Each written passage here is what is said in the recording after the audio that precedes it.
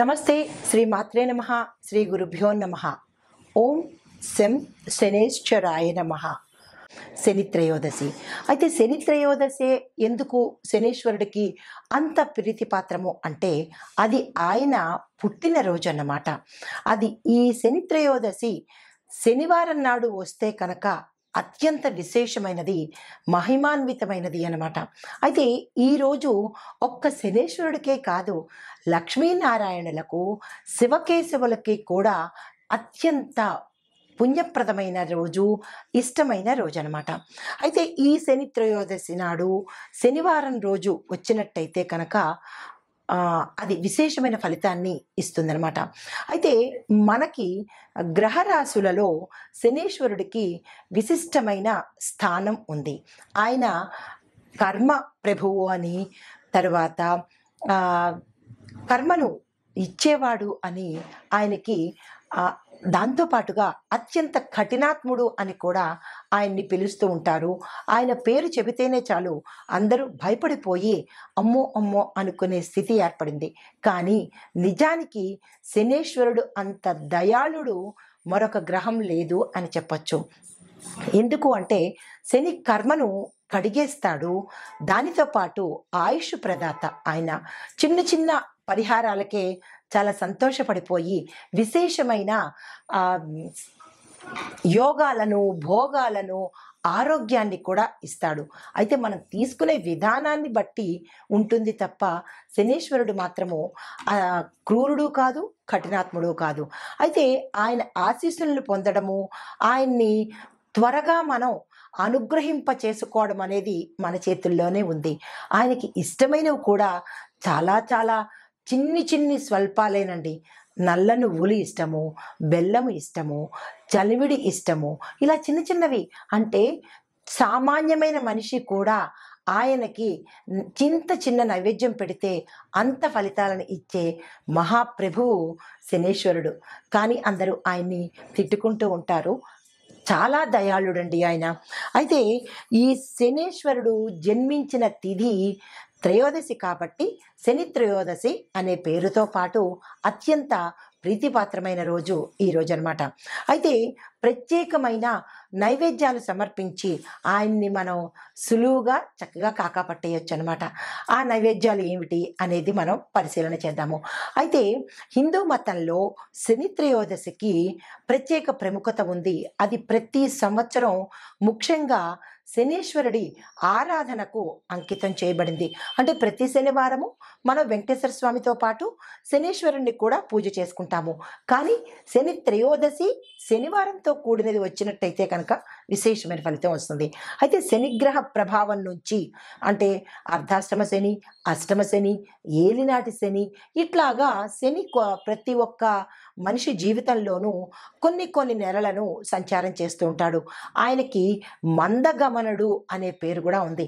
అంటే చాలా నెమ్మదిగా, స్లోగా వెడుతూ ఉంటాడనమాట. ఒక్కొక్క గ్రహానికి, ఒక్కొక్క రాశికి, ఒక్కొక్క నక్షత్రానికి అలా ఆయన సంచారం చేస్తూ మనిషి యొక్క కర్మలను, అంటే చెడు కర్మలను తొలగించే మహిమాన్వితుడైన ప్రభువు అనమాట.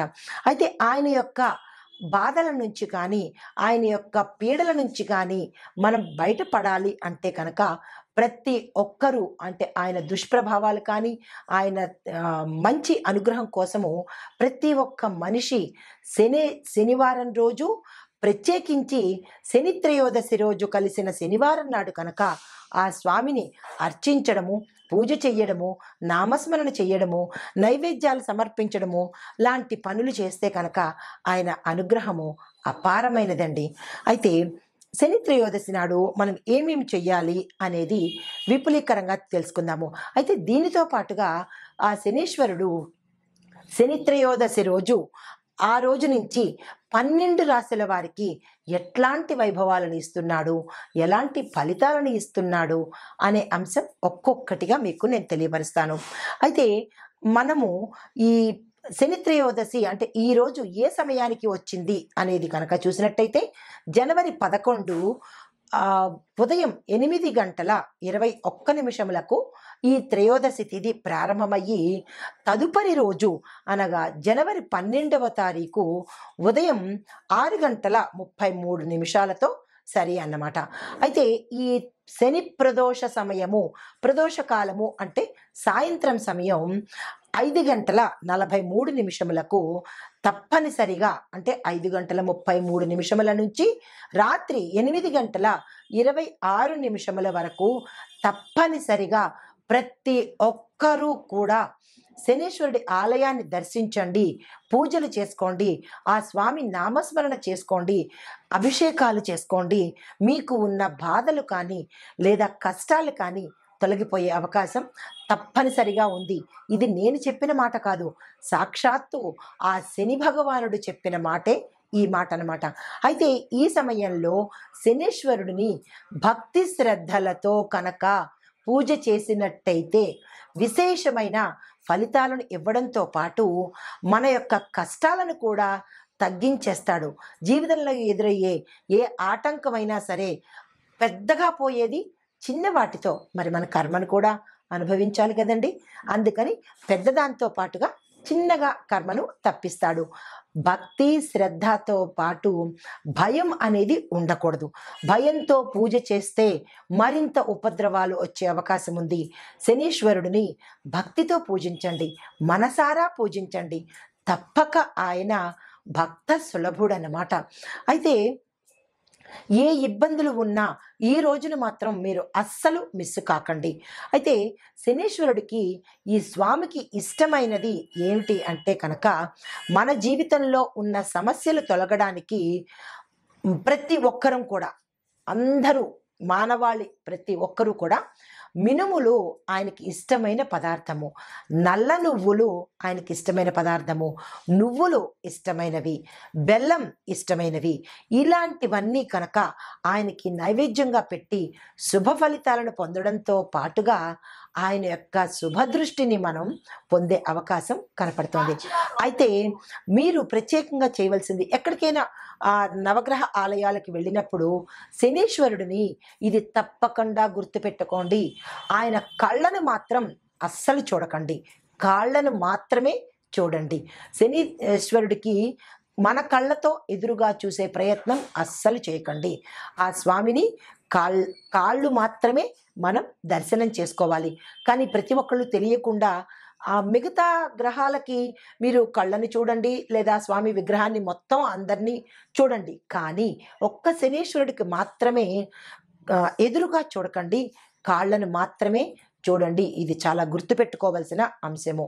ఎందువల్ల అంటే ఆయన దృష్టి మన మీద పడకూడదు, మన దృష్టి ఆయన మీద పడకూడదు.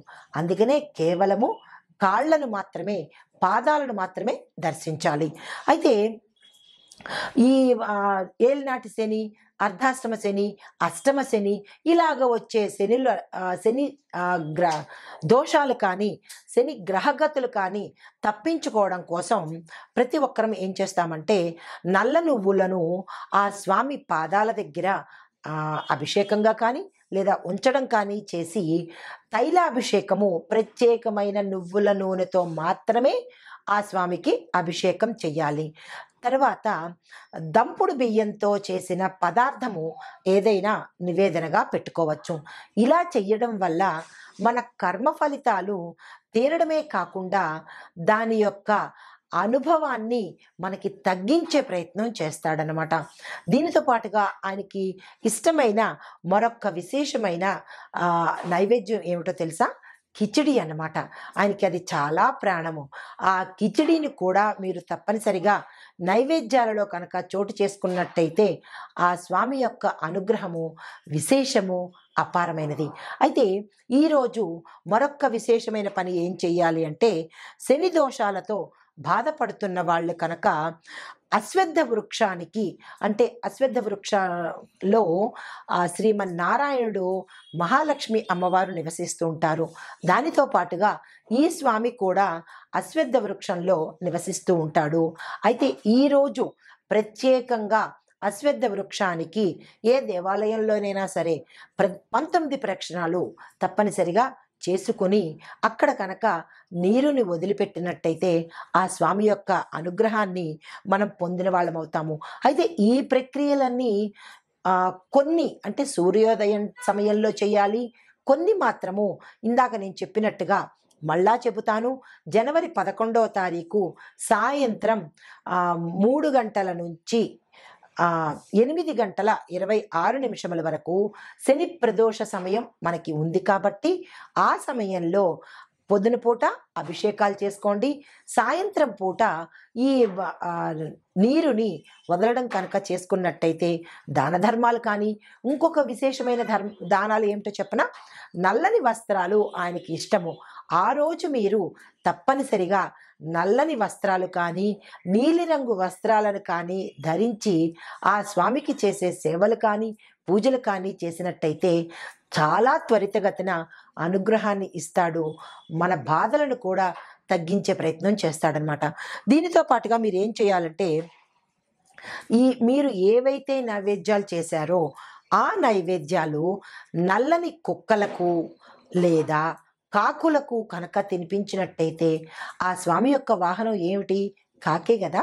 సో, ఆ కాకికి కనుక మీరు ఈ పదార్థాలను గబగబా మనం తినేయడం కాకుండా ఆ నల్ల కాకికి గానీ లేదా నల్ల కుక్కకి గానీ తినిపించినట్టయితే ఆయన చాలా సంతుష్టవుతాడు. ఇంకొక చిన్న సీక్రెట్ చెప్తాను. ఆ స్వామివారిని తొందరగా మనం ప్రసన్నం చేసుకోవటానికి అంటే పని వాళ్ళని అంటే లో క్లాస్ పీపుల్ అంటారు కదా!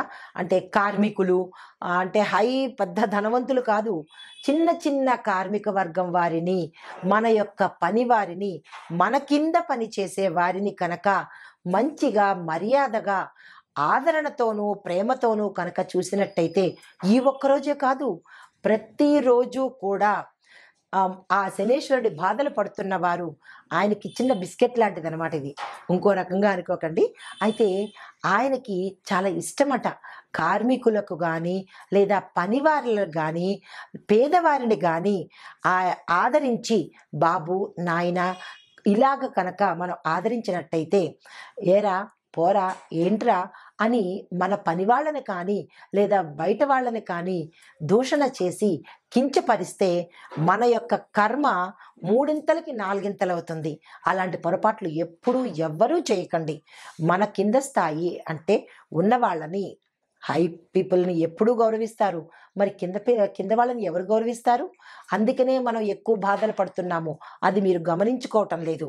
కాబట్టి ఇక నుంచైనా మీరు తప్పనిసరిగా మీ కింది వాళ్లను గౌరవించడంతో పాటు ప్రేమ ఆప్యాయతలతో కనుక ఉన్నట్టయితే ఈ అన్ని నైవేద్యాలు కాకుండా ఆయన్ని ప్రసన్నం చేసుకోవడానికి ఇది ఒక్క ప్రత్యేకమైన చిన్న బిస్కెట్ లాంటిదనమాట.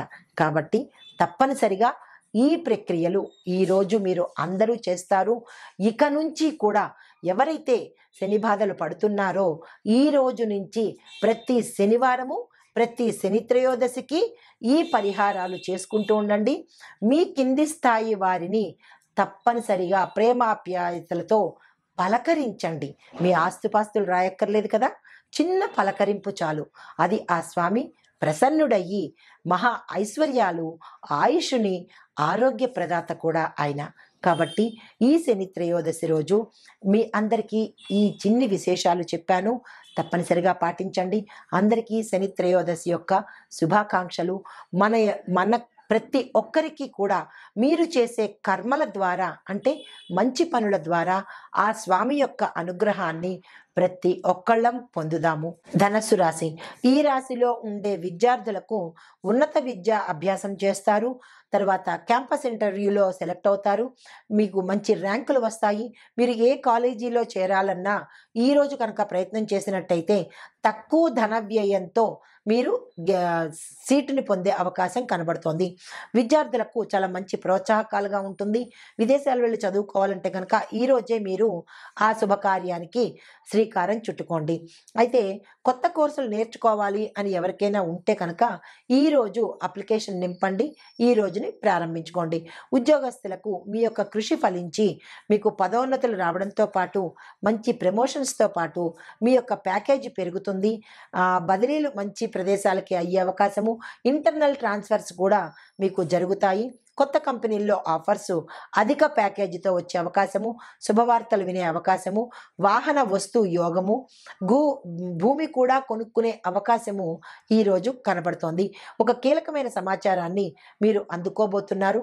తద్వారా చాలా ఆనందం పడే అవకాశం గోచరిస్తోంది. వ్యాపారస్తులకు నూతన వ్యాపార ఒప్పందాలు కానీ, పెట్టుబడులు కానీ, విస్తరణ కానీ ఈరోజు చాలా చక్కగా ఉంటుంది. మార్కెటింగ్లో మీ యొక్క మీ ప్రోడక్ట్స్కి మంచి ధర పలికే అవకాశము, గిరాకీ పెరిగే అవకాశము గోచరిస్తోంది. వ్యాపార విస్తరణకు కానీ లేదా పెట్టుబడులకు కానీ ఈ రోజుని మీరు అస్సలు వృధా చేసుకోకండి. ఆ దిశగా ఏ ప్రణాళికలైనా ఈరోజు వేసుకోండి. వ్యవసాయదారులకు పంట సాగు చాలా చక్కగా ఉంటుంది. అధిక దిగుబడి వస్తుంది. దానికి తగిన రేటు కూడా పలికే అవకాశం కనబడుతోంది. కొత్త కొత్త వ్యాపార విస్తరణ కనుక చేసినట్టయితే విశేషమైన లాభాలు పొందే అవకాశము. భూమి కొనుగోలు చేస్తారు. పాత రుణాలు తీర్చుకుంటారు. కొత్త రుణాలకి వెళ్ళాలి అని అనుకున్న వాళ్ళకి ఈరోజు చాలా చక్కని శుభదినము. తక్షణమే ఆ ప్రయత్నం చేసుకోండి. నీటి వనరులను సమర్థవంతంగా ఉపయోగించుకోండి. ఇష్టానుసారంగా ఉపయోగాన్ని తగ్గించుకోండి. అయితే వాణిజ్యపరంగా చూసినట్టయితే ఆర్థిక లావాదేవీలు మంచి లాభాలు ఇచ్చేటట్టుగాను, పారిశ్రామిక రంగంలో మీకు విశేషమైన పేరు ప్రఖ్యాతలతో పాటు మీ ఒక విస్తరణ బాగా జరిగే అవకాశము గోచరిస్తోంది. దానికి తగ్గట్టుగా ఏ ప్రయత్నాలు చేసినా కానీ మీకు ఫలితాన్ని ఇచ్చేటట్టుగా కనబడుతోంది. లాభాలు వస్తాయి. మీరు ఏ పని చెయ్యాలన్నా ఈరోజు ఆ శని భగవానుడి యొక్క అనుగ్రహానికి పాత్రులవుతారు కాబట్టి నిస్సంకోచంగా ఏ మంచి పనైనా, విస్తరణ కావచ్చు, నేమ్ చేంజ్ కావచ్చు, మీరు ఏ మంచి పని చేయాలన్నా ఈ రోజుని అస్సలు వృధా చేసుకోకండి. రాజకీయ రంగంలో ఉన్న వారికి మీ యొక్క లీడర్షిప్ క్వాలిటీసు ప్రభుత్వానికి నచ్చుతాయి, ప్రజలకు నచ్చుతాయి. తద్వారా మీ అధిష్టాన వర్గానికి కూడా, మీ ప్రత్యర్థులకు కూడా నచ్చే విధంగా ఈరోజు మీ ప్రవర్తన ఉండబోతోంది. మీ వైఖరి ద్వారా ప్రజల యొక్క మన్ననను, ప్రేమను, అభిమానాన్ని, నమ్మకాన్ని కూడా మీరు చూరగొంటారు. కళారంగంలో ఉన్న వారికి కొత్త కొత్త అవకాశాలు వస్తాయి. మీ యొక్క ప్రతిభ, టాలెంటు, స్కిల్స్ బయటపడే అవకాశము, తద్వారా మంచి అవకాశాలతో పాటు పారితోషికం పెరిగే అవకాశము కనబడుతోంది. నిర్మాతలకు, డైరెక్టర్లకు ఈరోజు మంచి అవకాశం కాబట్టి మీరు ఏ దృష్టిలోనైనా సరే ఈ రోజుని వృధా చేసుకోకండి. ఆరోగ్యపరంగా చూసినట్టయితే మిశ్రమ ఫలితాలు గోచరిస్తున్నాయి. మానసిక ప్రశాంతత కోసము మీరు ఏదైనా ఒక కొత్త పనిని ప్రారంభించడం కానీ, ధ్యానం చేయడం కానీ చేసినట్టయితే కనుక కొంత స్ట్రెస్ తగ్గి మానసికంగా ఆరోగ్యంగా ఉండే అవకాశం ఉంటుంది. మీరు మీ యొక్క ఆహారంలో కానీ, వ్యవహారంలో కానీ, లైఫ్ స్టైల్లో కానీ చిన్న చిన్న మార్పులు చేసుకున్నట్టయితే కనుక చాలా ఉత్తరోత్తర చాలా మంచిది. ఆరోగ్యం పట్ల శ్రద్ధ తీసుకోండి. కుటుంబ పరంగా చూసినట్టయితే కనుక కుటుంబంలో శాంతి నెలకొంటుంది. శుభవార్తలు వింటారు. శుభకార్యాలకు సంబంధించినటువంటి కీలక నిర్ణయాలు ఈరోజు తీసుకుంటారు. ఒక శుభవార్త మీకు ఇంటిల్లపాదికి ఆనందాన్ని ఇచ్చే అవకాశం ఉంది. స్థిరచరాస్తులు కొనుక్కుంటారు. వస్తువాహనాలు కొనుక్కునే అవకాశము, గృహ నిర్మాణాలు చకచకా సాగుతాయి. కొత్త ఇళ్ళు కొనుక్కునే అవకాశం కూడా ఈరోజు గోచరిస్తోంది. అది శని భగవానుడి యొక్క అదృష్టము. ఆయన మీకు ఇచ్చిన అవకాశం అన్నమాట. అయితే ఇంకొక విషయం ఏంటంటే, సంతానం కోసం ప్రయత్నం చేసేవాళ్ళు, వివాహం కోసం ప్రయత్నం చేసేవాళ్ళు కూడా ఈరోజు ఆ ప్రయత్నాలు ప్రారంభించుకోవచ్చు. బంధుత్వాలు మరింత బలపడతాయి. కొత్త వ్యక్తుల యొక్క పరిచయము కుటుంబంలో ఎవరికైనా ఏర్పడుతుంది. దాన్ని మంచివారా చెడ్డవారా అనేది మీరు యోచన చేసుకొని ముందుకు వెళ్ళినట్టయితే మంచిది. పిల్లల వల్ల ఒకంత ఇది జరిగే అవకాశము, అంటే మానసిక దెబ్బతినే అవకాశం కనబడుతోంది. పిల్లల మీద మీ యొక్క పర్యవేక్షణ, మీ యొక్క దృష్టి తప్పనిసరిగా పెట్టండి. అది వారి అభివృద్ధికి కావచ్చు, వారి ప్రవర్తనకి కూడా కావచ్చు. పిల్లల మీద అత్యంత శ్రద్ధ అవసరము. అయితే ఈ రాశిలో ఉండే స్త్రీలు కనుక చూసినట్టయితే ఆరోగ్యపరంగా మిశ్రమ ఫలితాలు గోచరిస్తున్నాయి. అభివృద్ధికి కొత్త మార్గాలు మీరే అన్వేషించుకోవాలి. ఎంటర్‌ప్రెన్యూర్స్ కానీ, లేదా రాజకీయ రంగంలో ఉండే స్త్రీలు కానీ, ఏ రంగంలో ఉన్న స్త్రీలైనా సరే మీకు మీరే సెల్ఫ్ డెసిషన్స్ తీసుకున్నట్టయితే కనుక చక్కని ఫలితాలు పొందే అవకాశం కనబడుతోంది. ఈ రాశిలో ఉండే వారికి చెప్పదగిన పరిహారాలు: శనిదేవుని ఆలయానికి వెళ్ళి అక్కడ స్వామివారికి అభిషేకం చేసుకోవడంతో పాటుగా నీలిరంగు పుష్పాలను స్వామివారి పూజకు ఇవ్వండి. తరువాత నువ్వులు, బెల్లము, మినుములకు సంబంధించినటువంటి పిండి వంటను ఆలయంలో ఎవరికైనా పంచండి. నల్లని వస్త్రాలు, నీలిరంగు వస్త్రాలను కూడా దానం చేసినట్టయితే పేదవారికి విశేషమైన ఫలితం కనబడుతుంది. దీనితో పాటుగా పేదలకు నల్లని పప్పు, అంటే నల్ల మినువులు కావచ్చు, నల్లని పప్పుకు సంబంధించినటువంటి ఏదైనా సరే పేదవాళ్ళకు పంచిపెడితే ఆయన అత్యంత ప్రీతిపాత్రుడవుతాడు. దీనితో పాటుగా మీకు చెప్పదగిన చిన్ని మంత్రం ఒకటి చెప్తాను. అది మీరు తప్పనిసరిగా ఉదయం పూట 108 సార్లు చదువుకోండి. 1. ఓం శం శనేశ్వరాయ నమః అనే ఈ మంత్రాన్ని, ఇది మూలమంత్రము, చాలా చక్కని మంత్రము. సాక్షాత్తు నారద మహర్షికి స్వామివారు సెలవిచ్చిన మంత్రం అన్నమాట. దీన్ని తప్పనిసరిగా 108 సార్లు తక్కువ కాకుండా ఈరోజు చదవండి. 108 కన్నా ఎక్కువ చదువుకున్నా చాలా మంచిదే, కానీ 108కి తక్కువ కాకుండా చదువుకోండి. ఇది ఈ రాశి వారికి చెప్పదగిన ఫలితము, పరిహారాలు. నమస్తే.